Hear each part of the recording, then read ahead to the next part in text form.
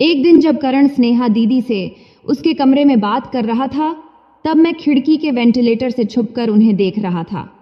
फिर मैंने अपने मोबाइल के कैमरे से उनकी कुछ तस्वीरें खींच लीं। करण, जो हमारे पड़ोस में रहने वाला एक चित्रकार लड़का है, वह मेरी बड़ी बहन स्नेहा दीदी से छुप छुप के बात करता रहता था। ये मुझे पता चल गया था, इसलिए फोटो खींचते समय मैंने पूरी सावधानी बरती थी, जैसे मोबाइल को साइलेंट मोड पर रखना और कैमरे की आवाज बंद करना। तब मेरे पास अच्छी क्वालिटी का कैमरा वाला मोबाइल फोन नहीं था, इसीलिए मैंने अपने दोस्त का मोबाइल लिया था। फिर मैंने वे सारे फोटो अपने लैपटॉप में डालकर और दोस्त के मोबाइल से डिलीट करके उसे वापस कर दिया। इसके बाद मैंने फोटो एडिटिंग सॉफ्टवेयर में एडिट करके थोड़ी उनकी ब्राइटनेस बढ़ा दिया, ताकि स्नेहा दीदी और करण का चेहरा साफ साफ दिखे। फिर मैंने उन तस्वीरों को कलर प्रिंटर से प्रिंट कर लिया। अब मुझे सही मौके का इंतजार था, ताकि मैं ये फोटो स्नेहा दीदी को दिखाकर उन्हें डराकर उनसे बात करने के लिए मजबूर कर सकूं। मैं ऐसी स्थिति का इंतजार कर रहा था जब करण शहर में ना हो और स्नेहा दीदी घर में अकेली हो। तब मुझे डर था कि अगर स्नेहा दीदी को पहले ही पता चल गया कि मुझे उनकी और करण की सच्चाई पता चल गई है, तो वह करण को बता देगी और वे मुझसे फोटो डिलीट करवाने की कोशिश करेंगे। लेकिन मैं हर वो कोशिश करता रहा जिससे उनको पता ना चले कि मुझे उनके बारे में सब कुछ पता चल गया है। फिर करीब 2 महीने बाद मुझे वो मौका मिला। तब करण 1 हफ्ते के लिए गांव गया हुआ था और स्नेहा दीदी घर पर अकेली थी। उस समय मेरी माँ को भी कुछ दिनों के लिए गांव जाना पड़ा था और पिताजी भी अपने काम से बाहर गए हुए थे। अब मुझे स्नेहा दीदी के साथ अकेले रहने का सही मौका मिल गया था, इसलिए मैंने तुरंत अपनी योजना पर काम शुरू कर दिया। मैंने स्नेहा दीदी की फोटो को एक लिफाफे में डालकर उस पर उनके पति का नाम लिखा और ऐसे दिखाया जैसे यह डाक से आया हो। उस दिन जब मैं कॉलेज से घर आया तो लिफाफा हाथ में लेकर अंदर गया और रसोई में जाकर स्नेहा दीदी को आवाज दिया। वह अपने कमरे से आई। तब वह गुलाबी गाउन पहनी हुई थी। उसे देखकर मैं थोड़ा घबरा गया, लेकिन मैंने हिम्मत जुटाया और लिफाफा उसके हाथ में देते हुए कहा, दीदी, ये बाहर पड़ा था, शायद डाक से आया है। स्नेहा दीदी ने हैरानी से लिफाफा लिया और उसे देखने लगी। तब मैं कुर्सी पर बैठकर बोला, देखो ना दीदी, किसका होगा? उसने कहा, मुझे नहीं पता, ससुराल से तो ऐसा कुछ नहीं आता। फिर उसने लिफाफा खोला और अंदर रखे फोटो देखे। पहला फोटो देखते ही उसकी आंखें फटी की फटी रह गईं और चेहरा सफेद पड़ गया। वह चौंक गई और डर के मारे कुछ बोल नहीं पा रही थी। तब मैंने धीरे से पूछा, क्या हुआ दीदी, सब ठीक है? जब मैंने धीरे से पूछा तो दीदी चौंक गई और धीरे से उदास होकर बोली, हाँ। फिर बोली, शायद यह उनके लिए आया है, मैं इसे रख देती हूँ। ऐसा कहकर वह जल्दी से अपने कमरे में चली गई। उसके जाने के बाद मुझे थोड़ी राहत मिली। तब मैं सोच रहा था कि अब आगे क्या होगा। दीदी ने फोटो देख लिए थे, अब उनकी प्रतिक्रिया कैसी होगी? मेरे मन में ऐसे कई सवाल घूम रहे थे। आखिरकार फोटो उसके पास पहुंच गए थे और अब जो होना था वह हो चुका था। स्नेहा दीदी को बहुत बड़ा झटका लगा था, यह उसके चेहरे से साफ दिख रहा था। शायद वह अपनी भावनाएं मुझसे छिपाने के लिए अपने कमरे में चली गई थी, लेकिन मैं अपनी योजना के तहत आगे बढ़ना शुरू कर दिया था। अब मुझे अपने मकसद को पूरा करना था। हालांकि मैं टेंशन में था और आगे क्या होगा इसको लेकर उत्सुक था। फिर भी मैंने आराम से खाना खाया और अपने कमरे में जाकर बिस्तर पर लेट गया। फिर मैंने सोचा कि स्नेहा दीदी को कुछ समय देना जरूरी है ताकि वह खुद को संभाल सके। इसलिए अगले 2 घंटे तक मैं यही सोचता रहा कि आगे क्या करना है। फिर मैं उठा और स्नेहा दीदी के कमरे के दरवाजे पर दस्तक दिया। तभी अंदर से आवाज आई, क्या है? मैंने कहा, दरवाजा खोलो ना। इस पर दीदी ने पूछा, क्यों? मैंने कहा, मुझे कुछ बात करनी है। तब दीदी ने थोड़ी झुंझलाहट से कहा, अभी मुझे परेशान मत करो, मैं आराम कर रही हूँ। फिर तुरंत ही मैंने कहा, बस 1 मिनट के लिए खोलो। तब दीदी शायद सोच में पड़ गई थी और 1 मिनट तक कुछ नहीं बोली। फिर उसने कहा, ठीक है, 2 मिनट रुको। फिर उसने दरवाज़ा खोला और मुझे अंदर जाने दिया। तब वह बिस्तर पर बैठ गई और थके हुए अंदाज में बोली, जल्दी बोलो, मेरा सिर दर्द कर रहा है, मुझे सोना है। मैंने चिंता जताते हुए पूछा, दीदी, तबीयत ठीक नहीं है क्या? मैं ठीक हूँ, जल्दी बताओ क्या कहना है, उसने चिढ़ते हुए कहा। मैंने कहा, मेरे मोबाइल में कुछ फ़ोटो हैं जो तुम्हें दिखाने हैं। ये सुनते ही दीदी चौकन्नी हो गई और सतर्क होकर बोली, कैसे फोटो और मुझे क्यों दिखा रहे हो? मैंने हंसते हुए कहा, अरे पहले देख तो लो, तुम्हें पसंद आएंगे। उसने रूखे अंदाज में कहा, मुझे कुछ नहीं देखना, तुम यहाँ से जाओ। तब मैंने गंभीरता से कहा, अगर नहीं देखोगी तो पछताओगी। अब दीदी उलझन में पड़ गई और बोली, क्या मतलब है तुम्हारा? अच्छा ठीक है, दिखाओ जल्दी। तब मैं उत्साहित था लेकिन थोड़ा नर्वस भी था। मैं उसके पास गया, मोबाइल निकाला और गैलरी ओपन किया। तब स्नेहा दीदी ध्यान से स्क्रीन की ओर देख रही थी। पहला फोटो देखते ही उसने राहत की सांस ली, क्योंकि वह फोटो माँ का था जो किचन में काम कर रही थी। फिर उसने मोबाइल हाथ में ले लिया। तब मैंने कहा, आगे के फोटो देखो, बहुत अच्छे हैं। फिर दीदी ने मोबाइल स्क्रीन को स्क्रॉल किया और आगे के फोटो देखने लगी। तब मैं उसके पास ही खड़ा होकर एक नज़र स्क्रीन पर और एक नज़र उस पर रखा हुआ था। मोबाइल में आगे माँ और पापा के कुछ सामान्य पारिवारिक फोटो थे। फिर स्नेहा दीदी और करण के भी कुछ नॉर्मल फोटो थे। आगे की जैसे ही दीदी ने फोटो देखी, उसकी टेंशन दूर हो गई और वह उत्साह से फोटो देखने लगी। फिर अगला फोटो सिर्फ स्नेहा दीदी का था, जिसमें वह एक सुंदर साड़ी में थी। वह फोटो देखकर उसने मुझसे पूछा, ये फोटो तुमने कब लिया? तब मैंने मुस्कुराते हुए कहा, आगे के फोटो देखोगी तो खुद पता चल जाएगा। फिर दीदी ने मुझे अजीब नज़रों से देखा और फिर हंसकर आगे के फोटो देखने लगी।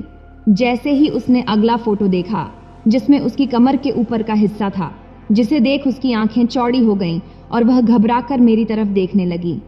तब मैंने इशारे से उसे अगले फोटो पर जाने के लिए कहा। अब अगला फोटो देखकर उसकी चिंता सही निकली, क्योंकि उस फोटो में वह और करण के साथ खड़ी थी। वो फोटो देखते ही गुस्से में मेरे पास आकर उसने कहा, नालायक, तूने ये फोटो कहाँ से लिया? तभी मैं अपना मोबाइल उसके हाथ से छीन लिया। तब उसने मेरा मोबाइल छीनने की बहुत कोशिश की, लेकिन मैंने झटपट उसे अपने पैंट की जेब में डाल लिया। तब वह गुस्से में चिल्लाई, बेशर्म, ये फोटो तुम्हें कहाँ से मिले?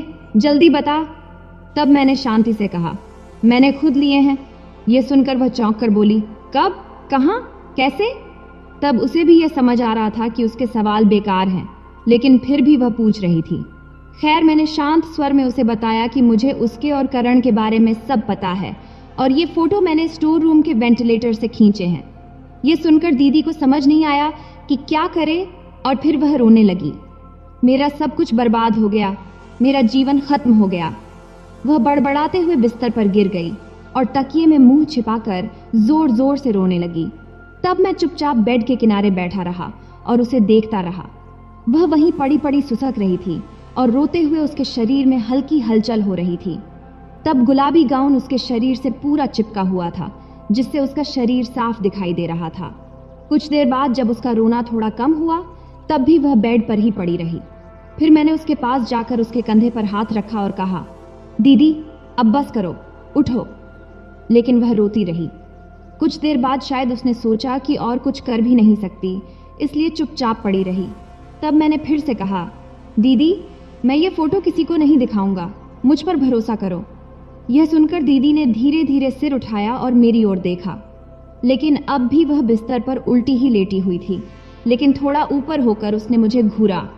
तब उसके चेहरे पर गुस्सा साफ झलक रहा था। तब मैं एक पल के लिए उसकी ओर देखता ही रहा। जब उसे एहसास हुआ कि मैं उसे इतनी नज़दीक से देख रहा हूँ, तो उसने तुरंत अपने शरीर को सीधा किया और मेरी ओर घूरते हुए बोली, ऐसे क्या देख रहे हो? मैंने कहा, तुम जैसी हो वैसी ही देख रहा हूँ। उसने गुस्से में कहा, क्या मतलब है तुम्हारा? मैंने कहा, जिस तरह से तुम करण के साथ बात करती हो उसी के बारे में कह रहा हूँ। तब दीदी ने नाराज होकर कहा, तुम मुझसे ऐसे गंदे शब्द कैसे बोल सकते हो? मैं तुम्हारी दीदी हूँ। तब थोड़ा मैंने शांत लहजे में कहा, क्या ये शब्द गलत हैं? उसने झुंझलाकर कहा, करण के साथ जो बातें होती हैं वो अलग हैं, लेकिन तुम मेरे भाई हो, तुम्हें ऐसा नहीं बोलना चाहिए। तब मैंने उसे डांटते हुए कहा, जब करण के साथ थी तब तुम्हारा आत्मसम्मान कहाँ चला गया था? इस पर उसने गुस्से से जवाब दिया, उसने मुझे मजबूर किया था। आगे स्नेहा दीदी ने धीरे से कहा, देखो राहुल, पहली बार मजबूरी में हुआ था, लेकिन बाद में मैं खुद ही उसके साथ रहने लगी। प्लीज राहुल, अब ये सब बंद करो। तब मैंने ठंडे स्वर में कहा, ठीक है, नहीं बोलता। लेकिन ये फोटो अब मैं पुराने ईमेल पर भेज देता हूँ। अगर जरूरत पड़ी तो इन्हें प्रिंट करके पोस्ट से भेज दूंगा। ये सुनकर दीदी ने सिर झुका लिया और फिर से रोने लगी। उसे इस हालत में देखकर मेरे मन में ख्याल आया कि उसे यूं ही छोड़ देना चाहिए या उसे पूरी तरह अपने वश में कर लेना चाहिए। फिर कुछ देर रोने के बाद उसने सिर उठाया और आंसू भरी आंखों से मुझसे बोली, राहुल, मैं तेरी बहन हूं, तू मेरे साथ ऐसा क्यों कर रहा है? मेरा जीवन बर्बाद हो जाएगा। तब मैंने ठंडे स्वर में जवाब दिया, ये सब सोचने की जरूरत तुझे करण के साथ रहने से पहले करनी चाहिए थी। दीदी सुबकते हुए बोली, पहली बार मजबूरी में हुआ था, तब मैं असहाय थी। तब मैंने सीधा सवाल किया, लेकिन बाद में तो तू अपनी मर्जी से उसके साथ थी, अब इसमें मैं क्या करूं? तब दीदी ने सफाई देते हुए कहा, राहुल, तेरे जीजू विदेश में रहते हैं, मेरा भी कुछ जीवन है, कुछ सपने हैं, ऐसा क्यों कर रहा है? तभी मैंने कहा, वाह दीदी वाह, तो इसका मतलब ये कि तुम किसी के भी साथ रहोगी? इस पर स्नेहा दीदी ने अपनी वही सफाई दी कि उसने मुझ पर दबाव डाला था, तो क्या हुआ अगर कल मैं भी कुछ ऐसा करूं तो? मैंने तीखा सवाल किया। तब स्नेहा दीदी गुस्से से बोली, राहुल, तू बहुत गंदी बातें कर रहा है, तुझे शर्म आनी चाहिए। तब मैंने कहा, जो सच है वही कह रहा हूं दीदी। इस पर स्नेहा दीदी बोली, भाई ऐसा नहीं करते। तब मैंने जिद करते हुए कहा, भाई बहन जैसी बात तो तुझ में रही ही नहीं, अगर रहती तो तुम ऐसा नहीं करती, बल्कि जब उसने जबरदस्ती किया तब तुझे मुझे सब बताना चाहिए था। इस पर दीदी ने रोते हुए कहा, भाई मैं मर जाऊंगी। मैंने दृढ़ता से कहा, दीदी इससे कुछ नहीं बदलेगा, सच सामने आएगा ही। फिर रोते हुए स्नेहा दीदी ने कहा, तू मुझसे बदला ले रहा है इसलिए ये सब किया? तब मैंने कहा, समझ लो ऐसा ही है, बहन हो तो क्या, जब तुम किसी और के साथ रह सकती हो तो मुझे क्यों रोकती हो? अब दीदी और ज्यादा रोने लगी। उसने अपना चेहरा हाथों में छिपा लिया और जोर जोर से सिसकने लगी, लेकिन मैं टस से मस नहीं हुआ, क्योंकि मैं अपने मकसद से पीछे हटने वाला नहीं था। करीब 20 मिनट बाद दीदी ने रोना धोना बंद किया और मेरी तरफ देखती हुई बोली, तू वाकई मुझसे वो चीज मांग रहा है जो पैसों से भी कीमती है? मैंने कहा, हाँ दीदी, अगर तुम चाहती हो कि मैं ये फोटो किसी को न दिखाऊं तो तुम्हें मुझे देने ही होंगे। लेकिन राहुल, तू मेरा भाई है, भगवान, ये मैं क्या कर रही हूं? दीदी ने खुद से बड़बड़ाया और फिर रोने लगी। तभी मैंने शांत स्वर में कहा, दीदी, यह सब तेरे ही कर्मों का फल है। अब अगर तुम चाहती हो कि यह बात किसी को न पता चले तो तुम्हें पैसे देने होंगे। फिर स्नेहा दीदी ने कुछ देर सोचा और फिर बोली, ठीक है, मैं दूंगी, लेकिन राहुल, ये गलत है। इस पर मैंने अपना फैसला सुनाया, दीदी तू जैसी है वैसी ही रहेगी। बस करण के साथ तुझे देखकर मुझे गुस्सा आता था, लेकिन अब मैं जो चाहता हूं वही होगा, मैंने फैसला कर लिया है। तब स्नेहा दीदी ने समझाने वाले लहजे में कहा, राहुल, जवान होने पर कुछ ख्याल आना ठीक है, लेकिन असल में ऐसा करना गलत है। इस पर मैंने ठंडे स्वर में जवाब दिया, दीदी, मुझे इससे कोई फर्क नहीं पड़ता, ये सब तुम्हारी मर्जी के खिलाफ था, लेकिन अब तो नहीं है। इस पर दीदी ने गुस्से से कहा, भाई हो तुम मेरे, कैसे कह सकते हो ऐसे तुम? तब मैंने थोड़ा ऊंची आवाज में बोला, जैसे तुमने करण के साथ किया, पहले तुमने मना किया, फिर खुद ही मान गई, तो इसका मतलब तुम्हें सब पहले से पता था? स्नेहा दीदी बोली। हालांकि स्नेहा दीदी अब थोड़ी संभल चुकी थी और वह थोड़ी रुक रुक कर बात कर रही थी। ऐसा लग रहा था कि उसने हकीकत को कबूल कर लिया है, इसलिए मैंने हल्की मुस्कान के साथ कहा, हाँ, मुझे सब कुछ पता था शुरू से ही। मतलब तुम शुरू से ही मुझ पर नजर रख रहे थे? दीदी ने संदेह से पूछा। मैंने जवाब दिया, समझ लो कुछ ऐसा ही, और ये फोटो मेरे पास एक सबूत के तौर पर रहेंगे। अगर तुम्हें लगता है कि मैं इन्हें तुम्हें दे दूंगा तो तुम ऐसा भ्रम में मत रहना। इस पर स्नेहा दीदी ने घबराते हुए कहा, प्लीज राहुल, इमेज को जीजू के पास मत भेजना। तो फिर तैयार होना, मैंने उसकी तरफ देखते हुए पूछा। तब उसने हार मानते हुए कहा, क्या मेरे पास और कोई रास्ता बचा है? इस पर मैंने कहा, बिल्कुल नहीं, तुम्हें तैयार होना ही पड़ेगा। फिर मैंने धीरे से उसका हाथ अपने हाथ में ले लिया। तभी स्नेहा दीदी ने मेरे हाथ की ओर देखा और फिर मेरी ओर नजरें उठाईं। अब हम दोनों एक दूसरे को घूर रहे थे। मैंने देखा उसकी आंखें रोने से लाल हो चुकी थीं और चेहरा सूजा हुआ था, लेकिन वह मुझे हमेशा की तरह ही अट्रैक्टिव लग रही थी। फिर थोड़ी देर की खामोशी के बाद दीदी ने मेरे हाथ पर अपना हाथ रखते हुए कहा, राहुल, मैं तैयार हूं, लेकिन मुझे थोड़ा समय चाहिए। ये कोई छोटी बात नहीं है, मुझे इसकी आदत नहीं है। मेरा मन अभी इसके लिए तैयार नहीं है। मुझे थोड़ा सा समय दे दो। अभी मैं आराम करना चाहती हूँ, बहुत थक गई हूँ। अब दीदी की बात सुनकर मैं सोच में पड़ गया। फिर सोचा, आखिर उसने हाँ तो कह ही दिया है। अगर उसे थोड़ी देर आराम करने दिया जाए तो क्या ही फर्क पड़ेगा। इससे वह मानसिक रूप से तैयार भी हो जाएगी और शायद बाद में कोई दिक्कत न करे। तब मैंने मन ही मन सोचा कि उसे अब आराम करने देना चाहिए। इसलिए मैंने कहा, ठीक है दीदी, तुम आराम कर लो, मैं 2 घंटे में वापस आता हूँ, लेकिन तब कोई बहाना मत बनाना। फिर दीदी ने करवट लेकर मुंह उधर कर लिया और तकिए में मुंह छुपा लिया। तब उसे इस तरह देखने पर मुझे गुस्सा आया, लेकिन मैंने कुछ नहीं कहा और चुपचाप कमरे से बाहर निकल गया। जैसे ही मैं बाहर आया, खुशी से उछल पड़ा, क्योंकि मेरा मकसद पूरा हो गया था। मेरी सारी मेहनत सफल रही थी। तभी अचानक कमरे से दीदी की आवाज आई, राहुल, रुकना। तब मैंने दरवाजे से मुड़कर पूछा, क्या हुआ दीदी? उसने कहा, राहुल, इन फोटो का क्या करेगा तू? मैंने हंसते हुए कहा, पहले सब ठीक से होने दो, फिर मैं खुद अपने मोबाइल से डिलीट कर दूंगा। लेकिन कोई देख लेगा तो? उसने कहा। मैंने कहा, कोई नहीं देखेगा, मैंने बहुत अच्छी तरह से छुपा रखा है, तुम चिंता मत करो। तब उसे यह भरोसा दिलाकर मैं कमरे से बाहर निकल गया। बाहर निकलते ही मुझे महसूस हुआ कि मैंने जो चाहा था वह अब पूरा होने वाला है। फिर खुशी से उछलते हुए मैं अपने कमरे में गया और बिस्तर पर लेटकर सोचने लगा कि स्नेहा दीदी को कैसे हैंडल करना है। वो मुझसे क्या क्या कहेगी, कैसे करेगी, मैं नर्वस तो नहीं हो जाऊंगा। ये सब सोचते सोचते मैं कल्पनाओं में खो गया। लगभग 1.5 घंटे बाद मैं उठा, फिर फ्रेश होने के लिए बाथरूम गया और वापस आकर अपने कपड़े बदला। फिर मैंने आरामदायक टी-शर्ट और बरमुडा शॉर्ट्स पहन लिया ताकि खुद को सहज महसूस कर सकूं। फिर मैं स्नेहा दीदी के कमरे की ओर बढ़ा। तब दरवाज़ा बंद था। मैंने हल्का धक्का दिया और दरवाज़ा खोल दिया। फिर अंदर जाते ही जो देखा उसे देखकर मैं हैरान रह गया। स्नेहा दीदी अपने बिस्तर पर लेटी थी।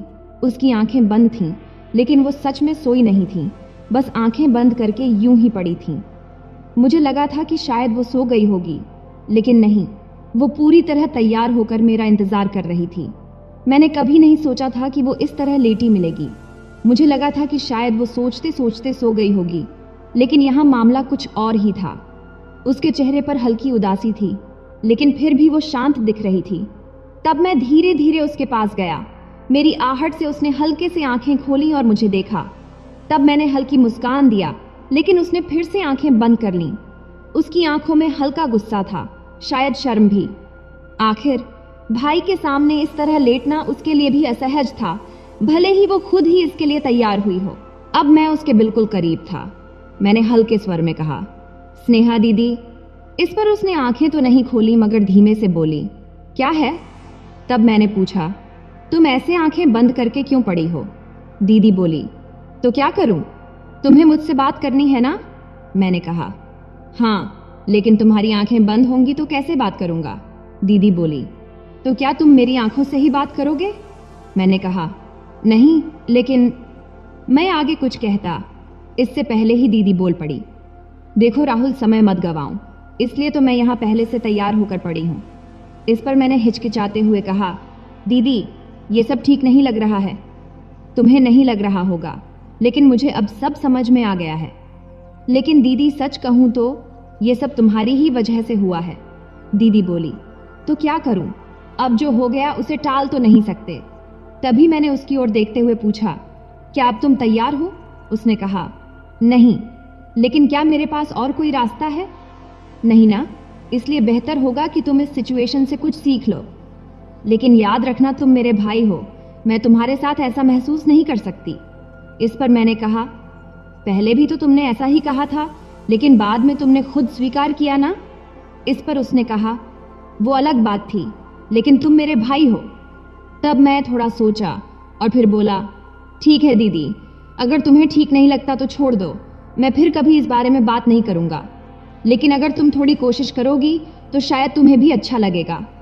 इस पर स्नेहा दीदी ने कोई जवाब नहीं दिया। वो चुपचाप लेटी रही और मैं उसे मनाने की कोशिश करता रहा। तो दोस्तों, यह थी हमारी आज की छोटी सी कहानी। आपको यह कहानी कैसी लगी कमेंट करके ज़रूर बताएं। अगर आपको यह कहानी पसंद आई हो तो इसे लाइक करें और अपने दोस्तों के साथ शेयर करें। आगे भी ऐसी ही रोमांचक कहानियों के लिए हमारे चैनल को सब्सक्राइब करें और बेल आइकन दबाना न भूलें ताकि आप हमारी कोई भी कहानी मिस न करें। धन्यवाद। भाई ने धीरे से मेरे कमरे का दरवाज़ा खोला और अंदर आकर मुझे सोता हुआ देखकर अंदर से दरवाजे की कड़ी लगा दी। मैं भी सोने का नाटक ही कर रही थी। कमरे में हम दोनों के सिवा और कोई भी नहीं था। मुझे अच्छे से मालूम था कि मेरा भाई आधी रात को मेरे कमरे में किस लिए आया है। मैं भी बिस्तर पर आंख बंद करके ऐसी पड़ी थी जैसे बहुत ही गहरी नींद में हूँ। उसके बाद जो भाई मेरे साथ करने वाला था वो मुझे मालूम था, पर मैं भी उसे रोकने की कोशिश नहीं करती थी। क्यों नहीं रोकती थी, इसका जवाब आपको कहानी में आगे मिलेगा। आखिर ये सब कैसे शुरू हुआ और भाई को सबसे ज़्यादा मेरे में क्या पसंद था। पूरी कहानी जानने के बाद आपके होश उड़ जाएंगे कि कैसे उसने मुझे सिर्फ अपनी उंगली से। हेलो दोस्तों, मेरी उम्र 21 साल थी। मैं सेकंड ईयर की स्टूडेंट थी। उन दिनों गर्मी शुरू हो चुकी थी, इसलिए हमें कॉलेज से छुट्टियां मिल गई थीं। रोज़ की तरह आज भी पूरे घर की सफाई करने के बाद मैं अपने बिस्तर पर आराम कर रही थी। थकावट इतनी ज़्यादा थी कि ऐसा लग रहा था जैसे पूरा बदन अकड़ गया हो। मैं अपने बिस्तर पर लेटकर सुकून पाने की कोशिश कर रही थी और हाथों से अपने सिर की मसाज कर रही थी। तभी मेरी एक कराहती आवाज़ सुनकर मेरा भाई विक्की बंद कमरे में आया और कहने लगा, क्या हुआ दीदी, तबीयत तो ठीक है? मैंने कहा, क्या बताऊं भाई, मम्मी सारा काम मेरे सर पर डालकर चली जाती है। कॉलेज की छुट्टियां क्या हुई, सारे घर की जिम्मेदारी मुझ पर आ गई है। ऊपर से मुलाजिम भी छुट्टी पर है। मुझसे नहीं होते ये घर के काम। मेरी बात सुनकर वह मेरे पास बैठ गया और कहने लगा, मेरी प्यारी बहन, कोई बात नहीं, मैं अब भी तुम्हारे लिए दूध लेकर आता हूँ, उसे पियोगी तो सुकून मिलेगा। विक्की की बात सुनकर मैं मुस्कुरा दी और कहा, बस तुम खाना बाहर से ले आना, मैं थोड़ी देर सो जाऊंगी। इसके बाद वह वापस दूध लेकर आया। उसे देखकर मुझे उस पर बहुत प्यार आया।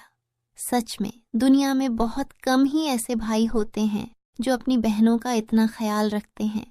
मैंने उसे ढेर सारी दुआएं दी और उसका लाया हुआ दूध पीने लगी। दूध पीने के बाद मैंने गिलास एक साइड पर रखा और लेट गई। विक्की कहने लगा, चलो मैं तुम्हारा सिर दबा देता हूँ, तुम आराम से सो जाओ। वह मेरे सिरहाने बैठ गया और अपने हाथों से मेरा सिर दबाने लगा। मुझे धीरे धीरे सुकून मिलने लगा और दर्द भी कम होने लगा। मैं आंखें मूंद कर सोने लगी और गहरी नींद में चली गई। मुझे पता ही नहीं चला कि घंटों तक मैं सोती रही। मेरी आंख मम्मी की आवाज़ से खुली। मैं हड़बड़ाकर उठी। सिर बुरी तरह बोझिल हो रहा था। घड़ी पर नज़र डाली तो रात के 9 बज रहे थे। मुझे एकदम झटका सा लगा। बड़ी अजीब बात थी कि पापा ऑफिस से वापस आ चुके थे।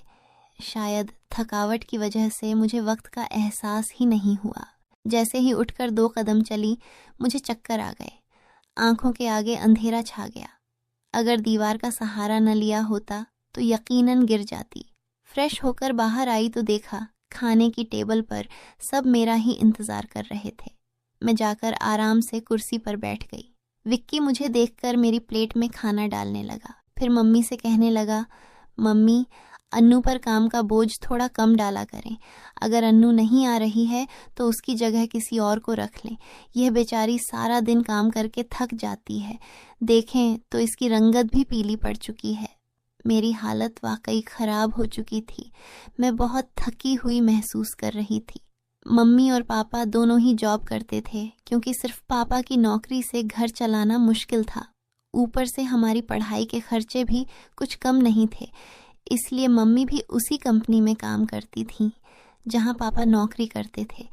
मैं और विक्की कॉलेज जाते थे, मगर अभी गर्मियों की वजह से छुट्टियां थीं, इसलिए हमें घर पर ही रहना पड़ रहा था। मैंने यह बात नोट की थी कि पिछले कुछ दिनों से विक्की मेरे साथ कुछ ज़्यादा ही जुड़ गया है। जब से मेरी छुट्टियां हुई थीं, वह मेरा बहुत ख्याल रखने लगा था। अगर मैं घर का कोई काम कर रही होती तो आकर मेरी मदद करने लगता। अगर मैं थक जाती तो मेरा सिर दबाने लगता। मैं उसे मना करती, मगर वह कहता, नहीं, तुम थक चुकी हो, इतना काम करती हो, मेरा हक है कि मैं तुम्हें सुकून पहुंचाऊं। मैं भी चुपचाप लेटी रहती, लेकिन एक रात जो कुछ हुआ उससे मेरे होश उड़ गए। क्या विक्की कभी ऐसा कर सकता है? उस रात मैं अपने कमरे में सो रही थी। आधी रात को मुझे महसूस हुआ जैसे कोई मेरे कमरे में आया हो। वह आहिस्ता आहिस्ता चलता हुआ मेरे बिस्तर के करीब आ रहा था। भले ही मैं सोने की कोशिश कर रही थी, मगर मेरा दिमाग पूरी तरह जाग रहा था। मैंने अचानक हड़बड़ाकर आंखें खोल दी। कमरा अंधेरे में डूबा हुआ था। जब मैंने चारों ओर देखा तो कमरे में कोई नहीं था, बस दरवाज़ा थोड़ा खुला हुआ था। मैं हमेशा सोने से पहले दरवाज़ा बंद करके सोती थी, फिर यह कैसे खुल सकता था? नींद से भरी आंखों से उठकर मैंने दरवाजे को बंद किया और लॉक कर दिया। फिर पलटकर बिस्तर पर सोने चली गई। मेरी आंखें बंद होते ही एक बार फिर मुझे किसी के चलने की आहट सुनाई दी, जैसे कोई मेरे बिस्तर के पास बैठ रहा हो। ऐसा लगा जैसे कोई अपना हाथ मेरी ओर बढ़ा रहा हो। डरते हुए मैंने पलटकर देखा, लेकिन वहां कोई नहीं था। घबराहट के मारे मेरी सांसें तेज हो गई थीं। मैंने तुरंत उठकर कमरे की लाइट ऑन की। दरवाज़ा खोलकर बाहर भी देखा, मगर वहां भी कोई नहीं था।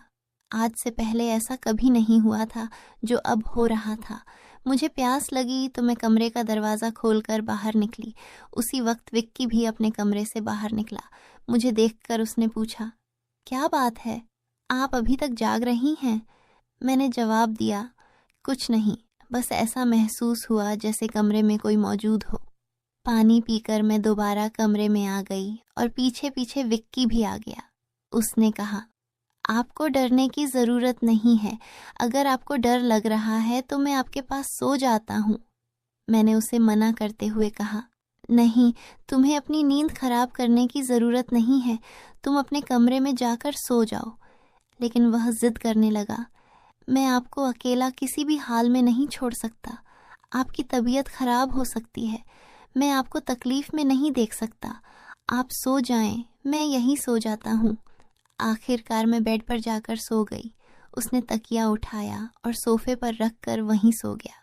उस रात मुझे ऐसा महसूस हुआ जैसे कोई मेरे सिरहाने बैठकर मुझे बहुत देर तक देखता रहा हो। उसने मेरे बालों को सहलाया, मेरे चेहरे पर उंगलियां फेरी और मैं सुकून से सोती रही। यह सब मुझे एक सपने जैसा लग रहा था।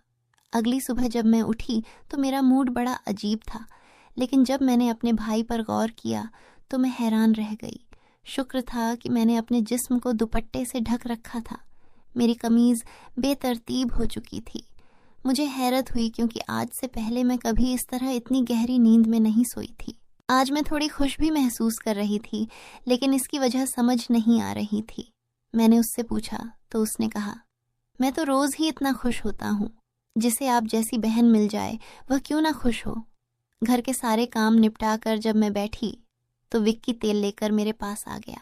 कहने लगा, अन्नू दीदी, अपने बाल खोल लीजिए, मैं आपके सिर में मसाज कर देता हूँ।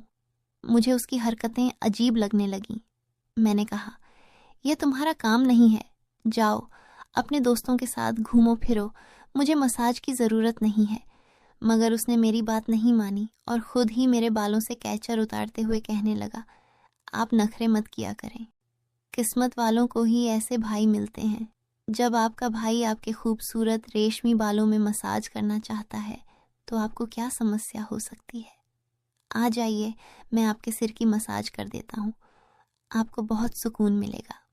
वह मुझे उठाकर कमरे में ले गया। मैं बेड पर तकिया रखकर लेट गई। मेरे बाल बेड से नीचे लटक रहे थे। वह मेरे सिरहाने बैठकर मेरे बालों की मसाज करने लगा। विक्की मुझसे 4 साल छोटा था, लेकिन मुझे नाम से ही बुलाता था।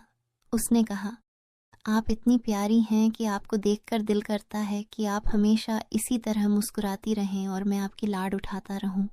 वह मेरे बालों की मसाज कर रहा था और उसके हाथों में जैसे जादू था। मुझे इतना अच्छा लग रहा था कि मैं धीरे धीरे नींद की वादियों में खोने लगी। तेल की खुशबू भी बहुत ज़बरदस्त थी। मैंने उससे पूछा, यह कौन सा तेल है? वह बोला, यह बहुत ही ख़ास तेल है, ख़ास आपके लिए। आपके जो इतने हसीन बाल हैं ना, यह उन्हीं बालों के लिए बना है। उसकी बातें बहुत प्यारी थीं, हालांकि मैं समझ नहीं पा रही थी कि वह किस लहजे में बात कर रहा है। बहरहाल मसाज के दौरान ही मैं गहरी नींद में खो गई। कुछ देर बाद जब मेरी आंख खुली तो मेरा पूरा बदन दर्द से टूट रहा था। ऐसा लग रहा था जैसे मेरी टांगों पर बहुत ज्यादा वजन रखा गया हो। पूरे बदन में दर्द सरक रहा था। मैं धीरे धीरे उठकर बैठी और आसपास देखने लगी। मेरी हालत अजीब थी। जब मैंने खुद पर गौर किया तो देखा कि मैं पूरी तरह भीगी हुई थी, जैसे किसी ने मुझे नहला दिया हो। मेरे कपड़े गीले थे, पंखा बंद था और कमरे में गर्मी थी। ये सब क्या हो रहा था? बड़ी मुश्किल से मैं बेड से उठी। मुझे चक्कर आ रहे थे, चलना मुश्किल हो रहा था।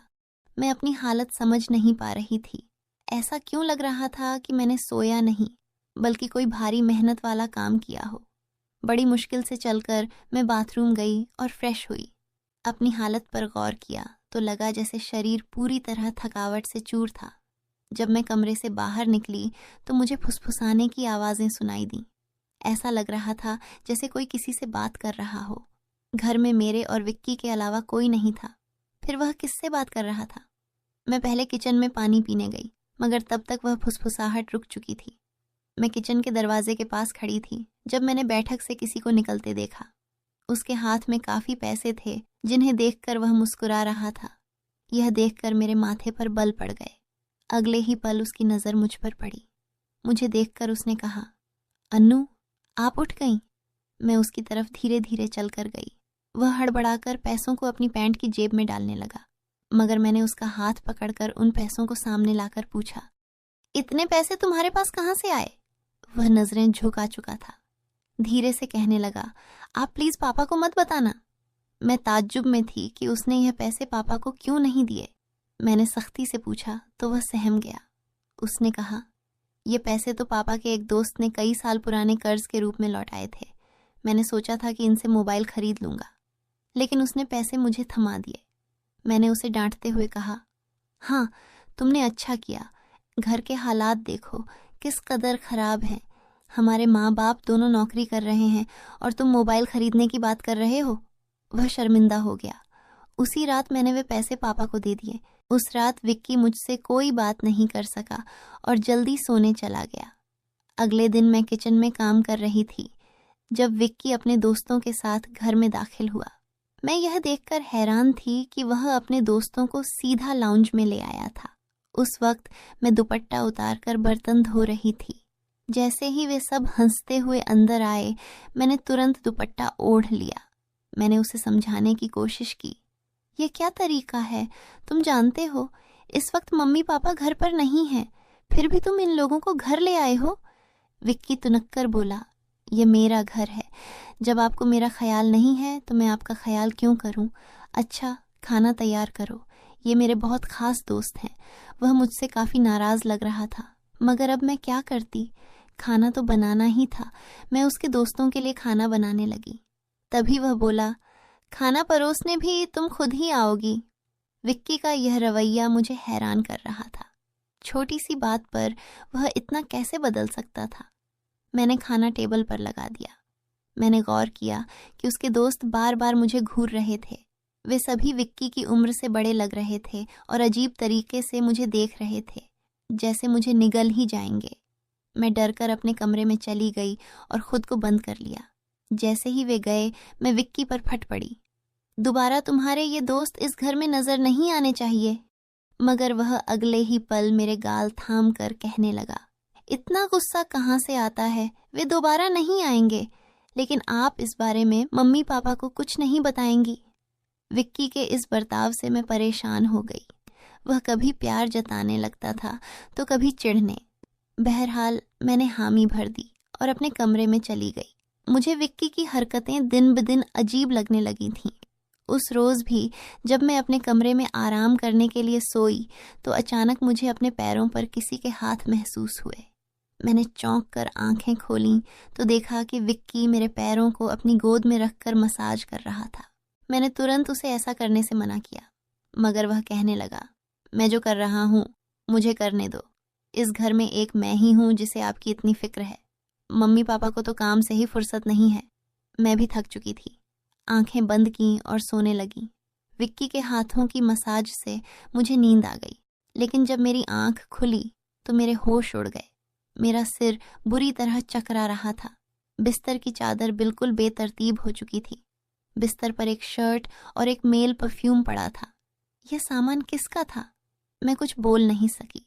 मेरे सिर में इतनी तेज दर्द था कि मैं फिर से बिस्तर पर गिर गई। ऐसा लग रहा था जैसे किसी ने मुझे बेहोशी की दवा पिला दी हो।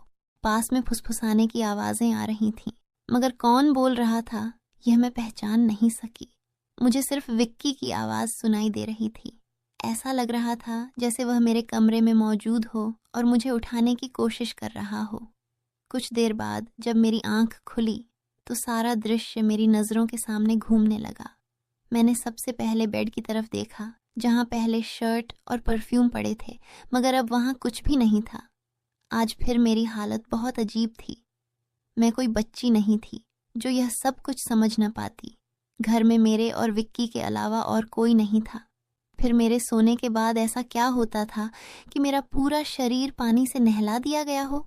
सिर्फ इतना ही नहीं, मेरा शरीर दर्द से चूर था और रंगत भी बिल्कुल पीली पड़ चुकी थी। दिन ब दिन विक्की मेरे करीब आने की कोशिश कर रहा था, मगर मैं हर बार कोई न कोई बहाना बनाकर अपने कमरे में चली जाती थी। मेरे दिमाग में अजीब अजीब से विचार आने लगे थे। तबीयत भी काफ़ी ख़राब रहने लगी थी। मेरी हालत देखकर माँ भी परेशान हो गई। उन्होंने कहा कि वह अगले दिन ऑफिस से छुट्टी लेकर मुझे डॉक्टर के पास ले जाएंगी, ताकि पता चल सके कि मुझे क्या समस्या है। उस रात मैं बार बार उठ रही थी और ठीक से सो नहीं पाई। अगले दिन मेरे माता पिता हमेशा की तरह अपने काम पर चले गए। मुझे लगा शायद उन्हें मेरी परवाह नहीं थी। आखिरकार मैं खुद ही डॉक्टर के पास गई। वहाँ अल्ट्रासाउंड से पता चला कि मैं गर्भवती हूँ। यह सुनकर मेरे होश उड़ गए। आखिर यह सब मेरे साथ कौन कर सकता था? विक्की मेरा भाई था, लेकिन फिर मेरे दिमाग में यह बात आई कि मैं उसे सगा भाई समझती हूँ, जबकि वह मेरा सौतेला भाई है। विक्की मेरी माँ की दूसरी शादी से था, जबकि मैं उनकी पहली शादी की औलाद थी। इस तरह की बातें मुझे गलत सोचने पर मजबूर कर रही थीं। मुझे समझ नहीं आ रहा था कि यह बात मैं अपने माता पिता को कैसे बताऊं। विक्की जब भी मेरे पास बैठता तो कभी मेरा हाथ पकड़ता तो कभी मेरे गाल खींचने लगता। मैं पहले इन बातों को हल्के में लेती थी, मगर अब सब कुछ अलग नजर आ रहा था। एक दिन मैं अस्पताल गई और अबॉर्शन से पहले डॉक्टर से कहा कि इस बच्चे का डीएनए टेस्ट किया जाए। डॉक्टर ने रिपोर्ट दी और जब मैंने उसे देखा तो मेरी सांसें थम गईं। जो मैं सोच रही थी वैसा कुछ भी नहीं था। बच्चा विक्की का नहीं था, लेकिन फिर सवाल उठा, यह किसका था? मैंने इस गुत्थी को सुलझाने के लिए अपने कमरे में मोबाइल का कैमरा फिट कर दिया। मुझे सच जानना था। कुछ दिनों बाद जब माँ पापा घर पर नहीं थे, विक्की फिर मेरे पास आया। उसने मेरे सिर की मालिश शुरू कर दी। मैंने बहुत कोशिश की कि मैं ना सोऊं, मगर तेल में शायद कोई बेहोशी की दवा मिलाई गई थी। जैसे ही मैं उस तेल को सूंघी, बेहोश हो गई।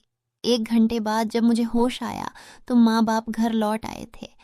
मैंने तुरंत अपने कमरे में लगे कैमरे की रिकॉर्डिंग देखी और जैसे ही सच्चाई सामने आई, मेरे पैरों तले जमीन खिसक गई। विक्की मेरे कमरे में अपने घटिया दोस्तों को लाता था। वे मेरे साथ घिनौना बर्ताव करते थे। अपना काम पूरा करने के बाद